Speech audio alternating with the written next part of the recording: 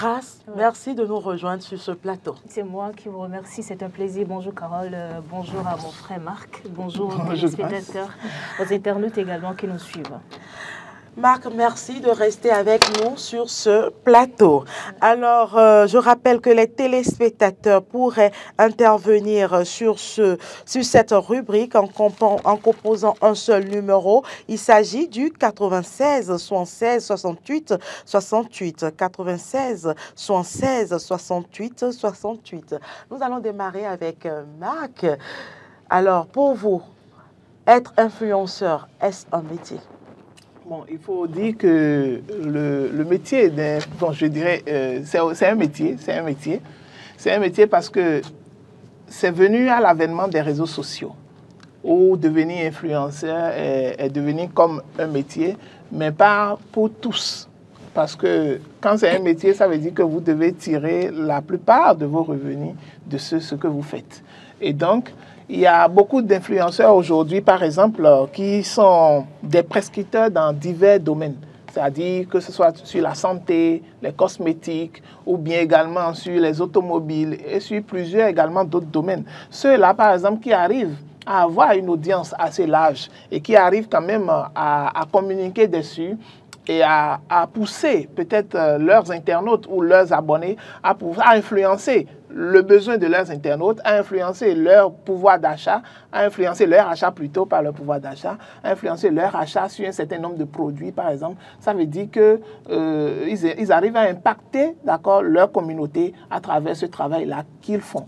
Et en retour, cela leur donne des gains parce que, mis à part l'audience qu'ils ont, ou parfois ces comptes sont monétisés par le système de TikTok ou Facebook et autres, par exemple, où c'est monétisé. Mis à part cela, c'est que ça leur permet également de faire des ventes directes. D'accord, à travers des lives qu'ils font, ils arrivent à vendre des produits et à vendre tout ce qu'ils veulent. Mais il faut remarquer, ce n'est pas tous les influenceurs qui font de cela un métier. Parce que ceux qui font totalement du commérage à longueur de journée, par exemple, on ne pourra pas dire que c'est un métier. Ce qui fait la plupart des influenceurs qu'on a au Bénin, la majeure partie d'entre eux surfent sur le buzz, sur le commérage, alors que est-ce que dans ce cas, on pourra parler de métier ou est-ce qu'ils cherchent de la visibilité? Voilà, c'est ça. Ils cherchent plutôt de la visibilité. Et cette visibilité, normalement, c'est qu'ils pourraient l'exploiter autrement.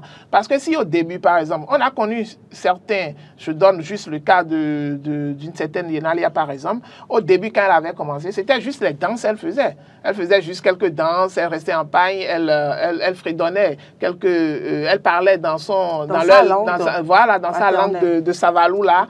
Et donc, c'était les débuts, ça. Donc, mais finalement, quand ça a commencé par prendre, c'est que ça lui a permis d'avoir une large audience. Et donc, l'essentiel maintenant, c'est qu'est-ce que vous allez faire maintenant de cette audience? Justement, puisque vous commencez par en faire. Le cas spécifique que vous venez de donner sur ce plateau, est-ce qu'aujourd'hui, à travers ce que Yenalia fait sur la toile, est-ce qu'elle influence réellement? Elle influence, mais elle influence. Maintenant, ça dépendra de savoir c'est quel type d'influence elle fait. Parce qu'il faut remarquer, il y a l'influence positive et il y a l'influence négative. Donc, est-ce que tous les types d'influenceurs qu'on a font de l'influence positive, c'est-à-dire ou bien elles font de l'influence négative? Par exemple, quelqu'un qui fait le commérage à longueur de journée. Comme Mamadi Lara, par exemple. Ou parfois même les informations qu'il donne, ce sont des informations sans preuve, d'accord? En ce cas-là, par exemple, est-ce qu'on pourra parler d'influence positive? Je ne le pense pas. Donc, c'est pour dire qu'il y a des influenceurs, c'est vrai, mais il y a des influences négatives et il y a des influences positives également. Quelqu'un qui vient, par exemple, donner des contenus, préparer et venir faire des contenus sur la santé, par exemple, c'est une influence très positive. Quelqu'un qui vient faire des contenus, par exemple, sur l'utilisation des produits cosmétiques, bien qu'il sache que c'est à but commercial, par exemple, c'est positif d'une part. Donc, il y a des influences positives et c'est seulement dans ces cas que moi, je pourrais parler, je pourrais bien déterminer que ceux-là sont des influenceurs parce que le travail d'influence qu'ils font est un travail positif. grâce à Valibé? Je pense que je partage parfaitement le même avis que mon frère Marc, parce qu'en fait, être influenceur, c'est avoir de l'influence sur son audience, c'est pouvoir impacter. Exactement. Et donc, il parlait de l'influence positive, de l'influence négative, mais ces personnes, ces influenceurs-là, en fait, qui ne proposent pas forcément de contenu, je pense qu'ils influencent également. Ils influencent. Peut-être qu'ils exposent peut-être leur beauté, ils exposent leur savoir-faire. En fait, c'est des détails, mais de toutes les façons, c'est également de l'influence. Ils amènent leur auditoire, pouvoir bien prendre soin d'eux. De toutes les façons, ils font tout ça pour avoir une visibilité. Vous l'avez dit, vous l'avez souligné en fait. Ils font tout ça pour avoir une visibilité. Et quand on a de visibilité sur Internet aujourd'hui, forcément que c'est monétisé. Et cela vous génère des gains en fait. Et donc, avec ça, avec votre visibilité, il y a des marques qui pourraient vous faire appel. Et en fait, vous pourrez leur proposer des publicités et tout ça. En fait, donc, je pense pas qu'il faut forcément, en fait, proposer forcément de contenu pour être influenceur. Toutes les personnes, en fait, toutes ces personnes-là qui sont sur les réseaux sociaux et qui essayent d'avoir de buzz, de visibilité, je pense que toutes ces personnes-là ont quand même de l'influence. Peut-être qu'ils ne proposent pas des contenus qu'il faut. Ils exposent juste leur beauté, ils exposent juste comment ils savent bien s'habiller et tout ça. C'est également de l'influence, à mon sens, en fait. Et donc, pour revenir au sujet, est-ce que l'influenceur est un métier? Je pense que oui, c'est un métier du fait qu'avec votre visibilité, vous arrivez à générer de gains. Et puis, les marques vous font appel pour pouvoir leur faire de la publicité. Et vous avez de la notoriété également. Vous êtes suivi par de milliers de personnes. Vous avez parler du cas de Yenalia, de Maman Dilara, etc.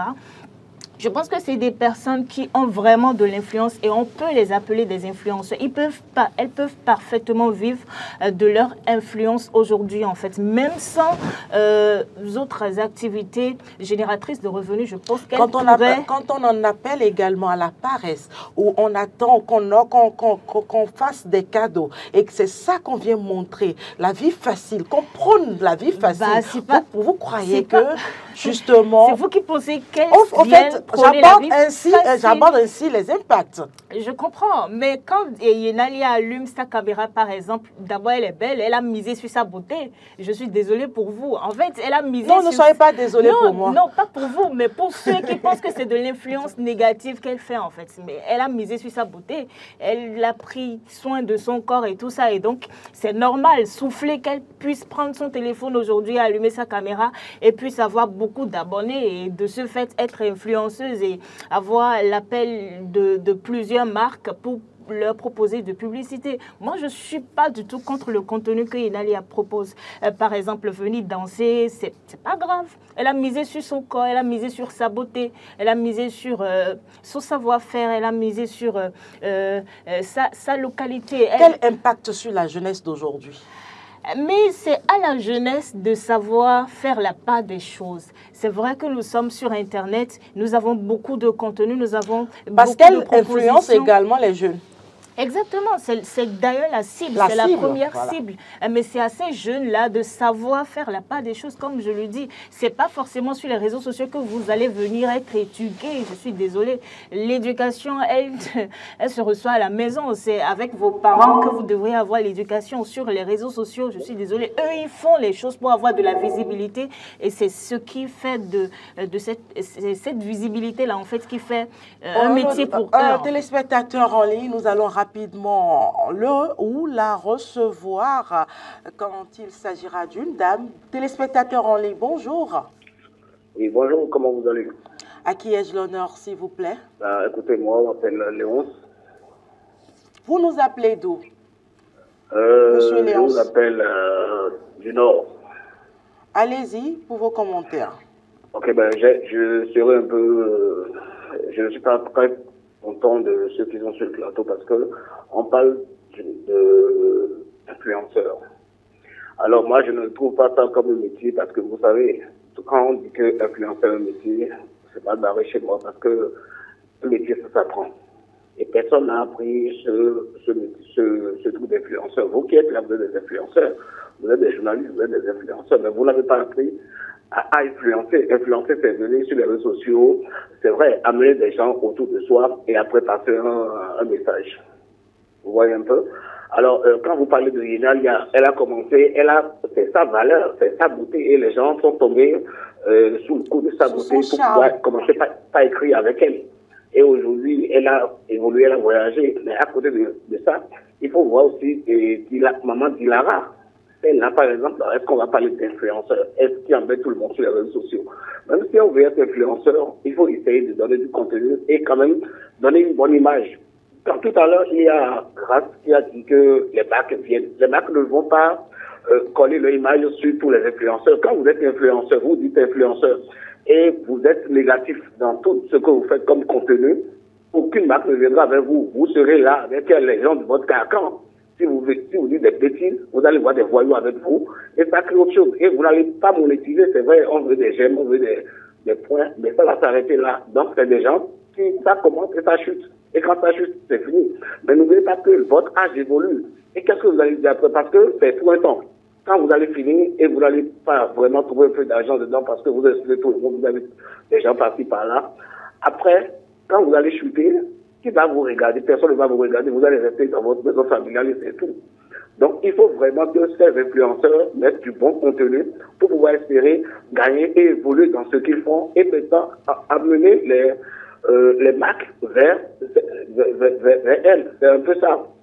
Aujourd'hui, quand vous allez sur TikTok, excusez-moi, c'est du n'importe quoi, mais il a du contenu, il a de l'information. Allez voir les Ivoiriens, par exemple. Ça s'insulte, et ça s'insulte en douceur. Et quand même, on voit quand même qu'il y a quelque chose qui se passe, c'est-à-dire que ce qui se fait est nettement mieux que ce qui se passe aujourd'hui.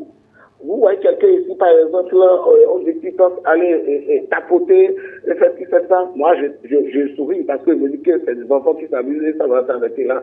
Donc, je suis qu'on dise aujourd'hui que influenceur, c'est un métier. Aucun métier, c'est pas un métier. Quand on dit qu'on fait un métier, ça s'apprend. Si vous dites que influenceur, c'est un métier, alors qu'on n'a pas appris, ça dit que voler, c'est un métier. Parce qu'on n'apprend pas à le vendre, on vole. Donc, je suis qu'on dise que c'est un métier. C'est des gens qui ont profité de l'évolution actuelle de l'arrivée du numérique, de l'Internet. Exactement. Monsieur Léon, je voudrais vous poser une question. Quelle définition faites-vous alors du mot métier? Définissez-moi d'abord le mot métier. Et là, on doit s'entendre sur le fait que justement, il l'a fait. Il a fait. Il dit un métier. Je vous ai dit qu'un métier, ça s'apprend. Effectivement, tous ceux qui utilisent TikTok aujourd'hui, vous pensez qu'ils l'ont improvisé? Beaucoup d'entre eux ont appris à l'utiliser. Beaucoup d'entre eux ont appris à faire des contenus. Et donc, du moment où c'est une activité, d'accord? Du moment où c'est une activité qui leur permet de subvenir à des besoins en échange d'une rémunération, c'est déjà défini comme un métier. Je suis désolé, madame. Je suis désolé. Parce que vous avez dit que ça s'apprend. Combien de personnes ont appris TikTok? Allez faire une formation. Quand vous apprenez, vous devez avoir un parchemin. On ne peut pas dire que TikTok là, on apprend qui apprend à qui et qui est professeur de TikTok. On apprend quoi? On apprend à coller les photos, on apprend à faire des collages vidéo. C'est ça un métier. Je suis découragé. Je suis désolé, c'est pas c'est votre avis, c'est votre avis. Oui, c'est mon avis. Voilà. Mais un métier, ça s'apprend et on a un document qui atteste qu'on a appris tel métier. Il est dans sa logique, il vient d'apporter son expertise, son avis, il vient de partager son avis avec les téléspectateurs. On lui concède sa manière de voir les choses. Oui, néanmoins, Carole, nous sommes des éclaireurs, d'accord? Nous sommes des éclaireurs et il faut quand même qu'on puisse rappeler, au fait, la notion qu'implique avoir un métier. Forcément, un métier, ce n'est pas forcément quelque chose que tu as à aller apprendre de façon professionnelle. Ce n'est pas comme nous, on va à l'école du journalisme, par exemple, forcément. Vous savez qu'il existe des autodidactes, d'accord? Des gens qui arrivent à se former eux-mêmes, d'accord? Et ils profitent de ce travail-là qu'ils ont fait. Ceux-là, est-ce qu'on dira? On dira peut-être qu'ils n'ont pas appris un métier, qu'ils n'ont pas un métier. Bien sûr, la question qui se pose, c'est être influenceur, est-ce un métier? Avouons-le tous, c'est un métier pour certains. Du moment où c'est la seule activité qui leur permet de générer des revenus.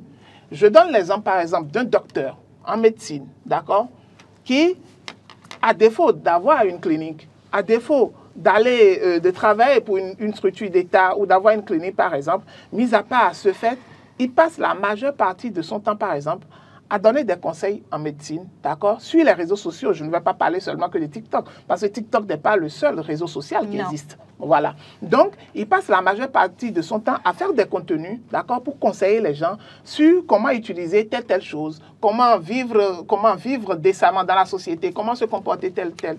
Celui-là, par exemple, quand il aura une large audience, par exemple, ça veut dire qu'il est un influenceur.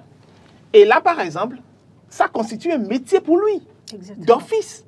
D'accord? Seulement que, mis à part son métier qu'il a appris de façon spécifique, qui est la médecine, d'accord, il a pris par ces réseaux sociaux-là pour mettre également son savoir-faire au service de tous. Donc, il y a des influenceurs, par exemple, qui en ont fait un métier. Donc, la question, être influenceur, est-ce un métier? C'est un métier pour certains. Avouons-le, d'accord, nous sommes tous unanimes là-dessus. Exactement. Et Marc, dans vos propos préliminaires sur le sujet, en fait, vous avez parlé du numérique, que vous avez contextualisé. Exactement. En fait. Vous avez dit en fait qu'aujourd'hui, à l'ère du numérique, on pourra véritablement dire oui, que l'influenceur est un métier. Je suis d'accord, parce qu'avant, en fait, il n'y avait pas Internet. Avant, il y avait un auditeur en ligne. Un téléspectateur en ligne. Bonjour. Amis téléspectateurs, bonjour. Apparemment, il est parti. J'espère qu'il va nous revenir. Oui, on espère. J'étais en train de dire en fait qu'avant, il n'y avait pas Internet. Il n'y avait pas les plateformes d'Internet. Et donc aujourd'hui, qu'il y a l'avènement du numérique, en fait, acceptons le fait que l'influenceur soit un métier, soit considéré comme un métier. L'appelant de tout à l'heure, il a dit en fait que le métier, ça s'apprend et tout.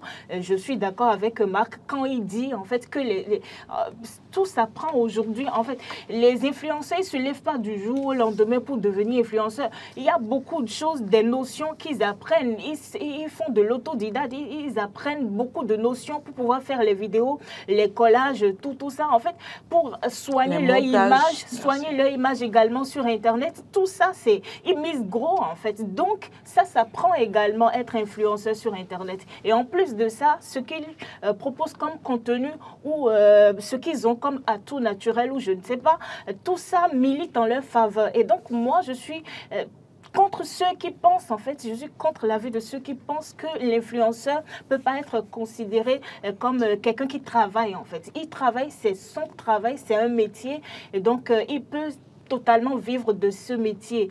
On apprend à faire des vidéos, et donc je ne vais pas me répéter. Donc c'est juste pour apporter une petite je vous donne l'exemple, par exemple. Il y a un influenceur, je vais parler d'Oyono, d'accord, qui a commencé par faire de doublage de personnages. C'est-à-dire, lui-même, il est en même temps la maman, lui-même, il est en même temps l'élève, l'enfant, et en même temps... Et dénonce des faits sociaux. Je vous assure que pour pouvoir faire ça, vous pensez que c'est tout le monde qui peut faire ce montage? Tout le monde ne peut pas le faire. Ça veut dire que soit il a appris, d'accord, à le faire, ou bien soit il a eu l'équipe qui l'aide dans le tournage. Et donc, c'est tout un processus qu'il fait. Avant de pouvoir faire sortir une seule vidéo, par exemple, c'est tout un processus. Et parfois, il faut même déployer des moyens pour pouvoir le faire. Moi, je vous donne juste un exemple. Moi, je fais, par exemple, la revue des journaux, par exemple, sur mon compte TikTok, par exemple.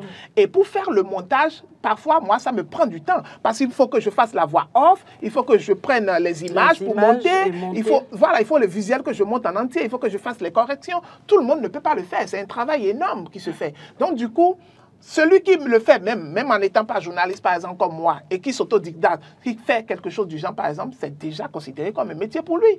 Et surtout que cela lui donne encore des rémunérations, ça lui donne de l'argent, et ça lui permet de survivre, de vivre. Ça veut dire que c'est un métier pour lui. Donc aujourd'hui, maintenant, nous ne sommes plus à l'ancien temps, tel que Grace l'a dit, nous sommes à l'ère du numérique. Et aujourd'hui, tout est mondialisé. Tout le monde a accès à tout, à n'importe quel moment. Et aussi les métiers qui n'existaient pas, les métiers d'hier qui n'existaient pas aujourd'hui, sont aujourd'hui des métiers aujourd'hui. Il y a des métiers qui n'existaient pas du tout hier, mais aujourd'hui, ce sont des métiers grâce au numérique. Je suis d'accord avec vous, mais aujourd'hui, quand on ramène la thématique au Bénin, nos influenceurs, est-ce qu'ils vivent réellement de ce art-là? Non, moi, j'avais déjà posé le problème pour dire que la plupart des influenceurs béninois... Parce qu'une chose est d'avoir la notoriété, d'influencer plusieurs cibles, c'est-à-dire la jeunesse, même les grandes personnes, d'avoir une communauté. Quand je dis communauté, avoir plus de 10 000 abonnés, mais de ne pas vraiment impacter. Et il faut reconnaître qu'on a nos réalités, qu'on a la tradition qui nous guide dans ce que nous faisons. Et aujourd'hui, est-ce que, quand nous parlons réellement, quand nous voyons ces influenceurs, Maman Dilara, Oyono, ou encore, comment il s'appelle Yenalia que vous venez de citer. Est-ce que il y a des entreprises qui s'affichent aujourd'hui, qui veulent prendre leur image pour faire la promotion de leurs entreprises? Effectivement, je pense que c'est l'élément sur lequel se basait M. Léo, par exemple. D'accord? C'est l'élément sur lequel il se basait en disant, du coup, être influenceur n'est pas un métier parce que et lorsqu'on regarde les influenceurs béninois, d'accord, on se dit que la plupart d'entre eux ne font pas des contenus qui peuvent impacter positivement la jeunesse ou bien les Béninois en général. Mais lorsqu'on prend par exemple, il a donné l'exemple des influenceurs ivoiriens par exemple, d'accord, où parfois les contenus qu'ils font, ce sont des contenus qui éduquent. D'accord, des contenus qui forment, des contenus qui appellent. Encore que là, il y en a également. Il y a des dérives absolues en Côte d'Ivoire. Donc c'est pour dire que lorsqu'on prend les réseaux sociaux, c'est tout un mélange qui est dedans. D'accord, vous allez voir des gens qui vont faire des contenus pas du tout potables. C'est-à-dire, ce n'est même pas imaginable. De la même façon, vous allez voir des gens qui sont très posés, qui vont faire des contenus qui sont absorbables par la majorité des Béninois et par la majorité des Béninois conscients et éduqués. Donc, ça veut dire qu'il y a tout un mélange qui est dedans. Ça revient à nous, consommateurs, d'accord, aux consommateurs du numérique, de pouvoir faire la part des choses pour savoir, parmi tous ceux qui se disent influenceurs, par exemple, quels sont ceux que je peux suivre? Il y a des influenceurs, par exemple, où il y a des faiseurs de contenu, par exemple, que moi, je ne vais jamais allumer TikTok pour aller suivre. Les gens comme Maman Dilara et autres, je n'irai jamais allumer pour aller suivre parce que je ne sais pas le contenu qu'elle fera qui va pouvoir impacter, par exemple, moi, ma vie. Personnellement, moi, personnellement pris, qui pourra impacter la vie de mes enfants de façon personnellement prise. De toute façon, moi, je suis connectée, je suis abonnée au compte de Maman Donc, si effectivement, s'il arrive même que je suive ça... Qu'est-ce qu'elle vous apporte? Non, ce n'est même pas ça, Carole. Elle peut suivre. Vous savez, nous sommes dans un monde des médias. Et parfois, on a besoin de s'informer de tout ce qui se passe. Donc, il se peut qu'elle suive juste pour pouvoir voir quel sujet elle a abordé. Si moi, à un moment donné, je ne l'ai pas suivi pendant... Si je ne l'ai pas suivi pendant une période donnée, là, je n'aurais pas su qu'elle faisait tel type de contenu. Et je n'aurais pas eu la maturité de voir qu'en réalité, le contenu qu'elle fait là, ça n'impacte pas positivement la majorité des citoyens. Ça n'impacte la vie privée des gens. Les dévoiler sur les réseaux sociaux. C'est une façon à eux de pouvoir avoir le public, l'audience qu'ils veulent. Voilà. Téléspectateurs en libre, bienvenue. Oui, bonjour. Bonjour, à qui ai-je l'honneur, s'il vous plaît? C'est votre ami Léonce. Ah, Monsieur Léonce, vous revenez. Oui, parce que le débat est tellement intéressant. Allez-y alors, pour vos analyses. D'accord, merci beaucoup. Je comprends Madame Grace a validé et le monsieur qui est à côté de vous. Marc. Marc, très bien. Marc vient de dire quelque chose qui a attiré mon attention. Il a dit qu'il ne dira pas sur TikTok pour voir, par exemple, Maman Dilara. Et j'ai vu que Madame Grace a écarqué les yeux. ça veut dire tout ce que chacun fait ce qu'il doit faire sur TikTok. Et chacun a sa cible. C'est priorité. Je vais vous dire quelque chose. Moi, je suis communicateur. Je suis aussi journaliste. J'ai fait un travail avec un projet sur la communication digitale où il faut quand même passer les messages de sensibilisation sur les réseaux sociaux. Mais ils m'ont interdit de passer par TikTok, par exemple. Je leur demandais pourquoi ils veulent tout, mais qu'ils ne veulent pas TikTok. Et là, j'ai expliqué jusqu'à présent, je n'arrive pas à comprendre pourquoi, alors qu'aujourd'hui, tout le monde a viré vers TikTok. Donc, je me dis, comment se fait-il que c'est vrai que c'est une institution internationale américaine. Et jusqu'à présent, je n'ai pas de réponse. Si vous pouvez trouver la réponse, parce que je ne sais pas pourquoi ils ont interdit le partage sur TikTok. Donc, c'est ce que je voulais vous demander, puisque vous êtes des sachants.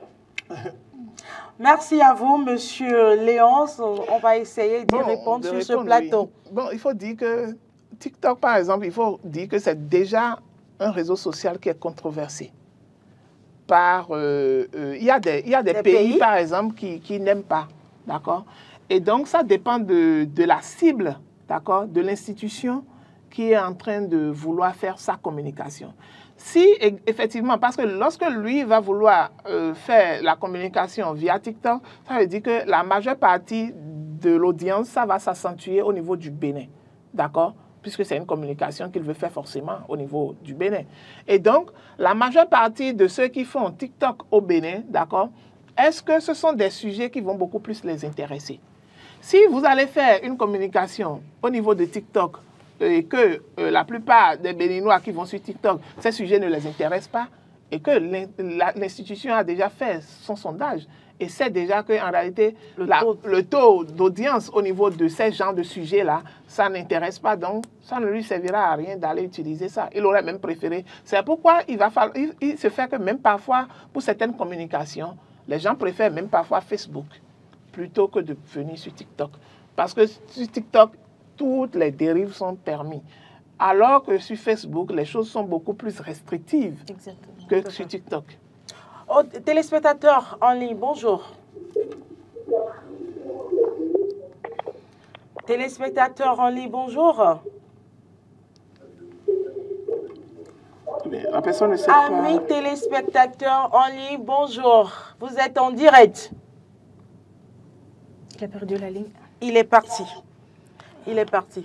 Et pour aller dans le même sens que mon frère Marc, en fait, je pense que TikTok est une plateforme en fait qui permet un peu de désordre, juste un peu, parce qu'en fait, il y a beaucoup plus de divertissement là, beaucoup plus d'amusement. Les gens qui y vont juste pour danser, pour s'amuser, et donc pour ces institutions internationales, ils vont pas forcément préférer TikTok aux autres plateformes qui existent. Et donc, je pourrais comprendre que ces gens-là n'aient pas accepté en fait passer leur communication, leur information sur la plateforme TikTok. Quoique TikTok peut aussi permettre d'informer, d'éduquer, mais il y a de ces institutions-là qui veulent forcément du sérieux, qui veulent pas que leur message plombe dans la masse et donc ils ne vont pas forcément préférer TikTok à Facebook par exemple, où sur Facebook c'est beaucoup plus structuré, le désordre, les dérives sont pas vraiment acceptées. Et il y a des vidéos que vous pourrez publier sur Facebook et que Facebook va couper par exemple, va suspendre, va enlever, va retirer automatiquement. Or sur TikTok, je ne sais pas si c'est la même chose et donc sur TikTok c'est beaucoup plus le divertissement, l'amusement, la marmaille, la pagaille, tout y est. Pour se distraire. Non, mais vous allez constater également, grâce que il y a la plupart des grands stars, d'accord, la plupart d'eux, ils n'utilisent pas TikTok. Ils n'utilisent pas TikTok. C'est Instagram, Snapchat, YouTube et autres. Pourquoi? Parce que forcément, il y a en tout cas un peu de méfiance envers cet outil-là. Vous allez constater, il y a quelque chose qui est remarquable généralement. Vous savez, si vous avez l'habitude, par exemple, d'aller voir un certain nombre de contenus, vous savez que même si vous quittez TikTok, que vous revenez là, c'est ces mêmes contenus-là que TikTok vous envoie, vous propose. D'accord? Ça veut dire que c'est une intelligence artificielle très futée. Ça veut dire qu'il vous observe et il connaît même vos besoins. Vos besoins que vous avez en matière de numérique, dès que vous allez dessus, il vous oriente directement vers ces choses-là. Donc, ce qui fait que la majeure partie des marques qui sont vraiment très sérieuses, la majeure partie d'entre eux ne vont pas l'utiliser comme ça. Ils vont l'utiliser peut-être juste pour un objectif précis donné et après, ils vont se retirer. La plupart des influenceurs également au niveau des autres pays, comme vous avez dit, la Côte d'Ivoire et autres, par exemple, il y a des marques qui leur font confiance, à qui, par exemple, ils font la pub généralement et autres.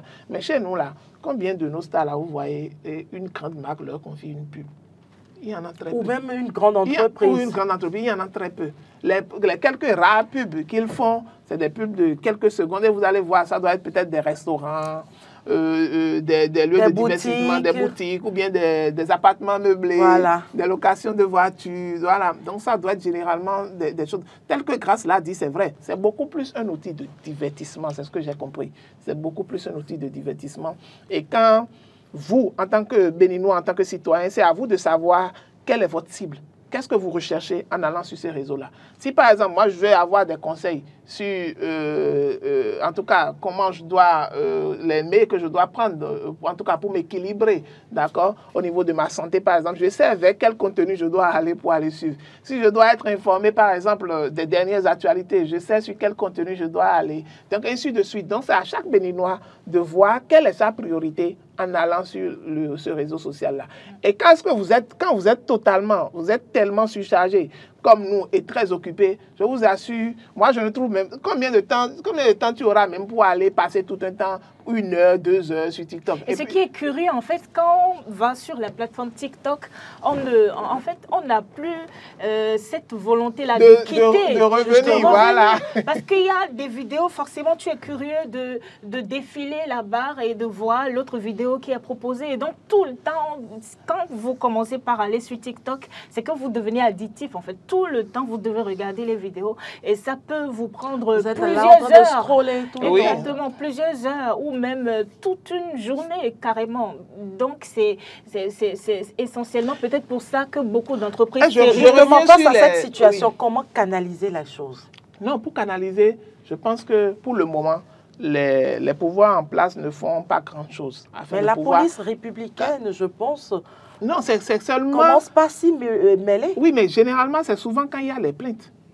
Généralement, c'est quand il y a les plaintes. Mais est-ce qu'ils arrivent à s'auto-saisir? Par rapport à la dépravation, je crois avoir lu un communiqué. Oui, je crois. Non, ça c'est concernant les policiers. Il se fait que des agents... Oui, il se fait que des agents de police, d'accord, portent leurs uniformes, leurs tenues, pour aller s'exposer sur TikTok. C'est le woman show. Le woman show. Et c'est ça que le directeur général de la police est en train d'interdire. Voilà, est en train d'interdire. Parce que normalement, vous êtes en tenue de fonction. D'accord? Si vous respectez normalement votre tenue de fonction, vous n'irez pas sur TikTok en train de faire des vidéos divertissantes. Donc, normalement, la police a bien fait. Et ce n'est même pas la première fois. En temps même, on avait constaté que les policiers étaient distraits lorsqu'on les mettait à des postes de contrôle où ils étaient tout le temps avec leur téléphone portable et qu'ils n'arrivaient pas à jouer leur rôle. Et je me rappelais en temps, il y avait eu un communiqué pour interdire l'usage. Je voulais revenir sur un dernier aspect concernant nos influenceurs ou nos influenceuses. C'est quoi? C'est vrai qu'ils arrivent à avoir une audience, d'accord? Et à pouvoir quand même influencer le comportement de certaines jeunes filles. D'accord, je dirais de certaines jeunes filles beaucoup plus. Mais l'influence, telle que je l'avais dit par exemple, c'est qu'il y a l'influence positive et l'influence négative. Et je vous dis que la plupart du temps, ce sont des influences négatives qu'elles ont sur elles. Pourquoi? Justement. Parce que, Grâce l'a dit tout à l'heure, quelqu'un qui expose en réalité sa beauté, qui vient exposer ses moyens, d'accord, ses moyens financiers, ses moyens matériels. À la paresse, tout simplement. Non, pour exposer ses moyens matériels et autres, par exemple. Et la question qu'on va se demander, où elle tire la plupart de ses revenus-là? Est-ce que c'est seulement par la monétisation de son compte? Je dis non, c'est très faux. Parce que si ce n'est pas uniquement par la monétisation de son compte, ça veut dire que en le faisant, parfois c'est pour chercher des dragueurs. La prostitution. Oui, c'est la prostitution déguisée. Appeler les choses par Oui, c'est la prostitution déguisée. La prostitution. Oui, la preuve, on les appelle généralement les busy girls, c'est-à-dire la prostitution sous une autre forme professionnelle. Ouais. Ou par exemple, ou parfois même des gens qui ont un métier donné, qui travaillent même, font ce type de prostitution-là. Donc ça veut dire que lorsque elles font ces vies où on dit, je dois voyager, c'est un homme qui m'offre le billet d'avion aller-retour. C'est inciter à la paresse, la jeunesse. Qu'est-ce que nous inculquons? L'homme là va t'offrir ça là en échange de quoi? L'homme là va t'offrir ça en échange de quoi? Justement, pendant qu'on a des familles, des membres de famille, et ça ne nous interpelle donc, pas. C'est pourquoi moi, je parle au vu de la société. Oui, ça interpelle beaucoup plus les jeunes filles en réalité, parce que c'est là où moi je parle d'influence négative. Parce qu'en réalité, ceux-là, là, ça ne les encourage pas au travail. Ça ne les encourage pas à s'affirmer en tant que femme. Justement. C'est comme l'émission Bachelor où beaucoup dénoncent le fait qu'on est en train de chosifier la femme. Donc, c'est de la même façon, c'est la plupart de ces influenceuses-là. Elles se chosifient. Et pendant combien de temps elles feront ça? Elles pourront vraiment en vivre? Non, de toutes les façons. Pendant combien de temps? Vous croyez que Yenalia, dont nous parlons aujourd'hui, dans 10 ans, elle aura ce corps de rêve? Ou quand elle aura des enfants, pour l'un de ces hommes, déjà. Attendez, elle aura le minimum qui pourra lui permettre de... Quand elle sera consciente et elle va investir ces sous-là, au cas où elle n'investit pas ces sous, quand viendra il y a d'autres influenceuses, hein, comme Edwige la Folle, etc. D'autres influenceuses, en tout cas, que je suis un peu sur la toile. Aujourd'hui, avec leur visibilité... Non, je préfère même l'autre là, Régie Boys, qui fait quelque chose de professionnel. Elle a une activité. Elle fait la promotion de son activité. Voilà. Et elle évolue là encore. Elle impacte positivement. Edwige la Folle également a ouvert son entreprise récemment. Une boutique. Ouais, une boutique. Mais moi, je dis, pour la majorité, c'est des sous-couverts. C'est des sous-couverts pour la réalité. Parce que pendant combien d'années ces filles ont influencé sur TikTok pour enfin ouvrir une boutique? Là encore, c'est déjà un pas. Je l'encourage à continuer. Mais il y a des gens qui ne font rien. Juste parce qu'ils ont une communauté, ils se permettent le luxe de mettre à mal l'éducation que les parents inculquent à leurs enfants à la maison. Parce qu'ils impactent, le mot impacter à tout son sens. C'est pourquoi, Carole, vous devez éviter à vos enfants d'aller beaucoup plus sur TikTok. Justement, aujourd'hui, je pose un réel problème. Vous savez, quand le système, la cybercriminalité avait commencé, d'accord, et qu'une légère répression avait débuté dans le pays, vous savez ce que la plupart des cybercriminels font? C'est qu'ils créent une activité, d'accord? Et l'activité, ils mettent l'activité devant, d'accord? Une boutique de prêt-à-porter ou un bar, d'accord? C'est une couverture. Donc, ils font une couverture et ils vont s'installer pour continuer leur activité calmement. Je vous dis, et la plupart des filles qui sortent avec ces cybercriminels, qu'est-ce qu'elles font? Elles ouvrent, soit si elles ont fait la coiffure, elles ouvrent des salons de coiffure, ou bien des salons d'esthétique, ou des salons de vente de produits cosmétiques, d'accord, ou des salons. Et en réalité, dès que vous voyez leur train de vie, je vous assure, vous vous rendez compte en réalité que ce n'est pas l'activité là qui leur ramène de l'argent. Vous êtes journaliste. Est-ce que vous avez déjà un véhicule après de ce n'est pas l'activité là qui leur ramène de l'argent. Et c'est de la même façon que pour ce travail. Vous ne savez pas, vous justement, parce que vous avez fait l'option de travailler et de ne pas vous prostituer. Mais qui vous dit que ces filles-là, c'est forcément la prostitution? C'est la triste réalité, c'est la triste réalité que nous constatons. Mais elles viennent montrer, elles viennent le démontrer sur les réseaux sociaux. Quand on offre, quand elles ont des sacs de marque qui coûtent des centaines de mille. Mais il pourrait y avoir des personnes de bonne volonté des millions. Non mais Carole, et c'est gratuit.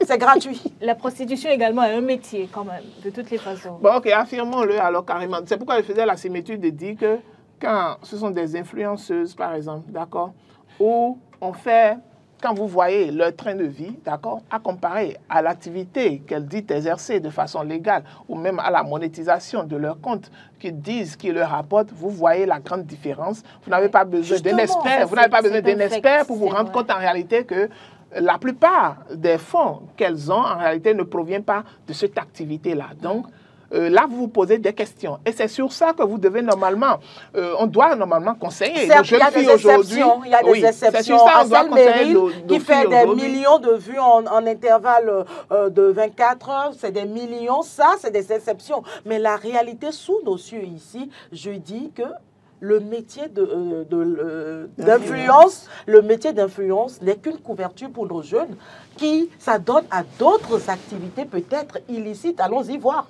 Bon, c'est ma conclusion et nous allons recueillir vos mots de fin pour boucler cette émission. Grâce, tu commences, non?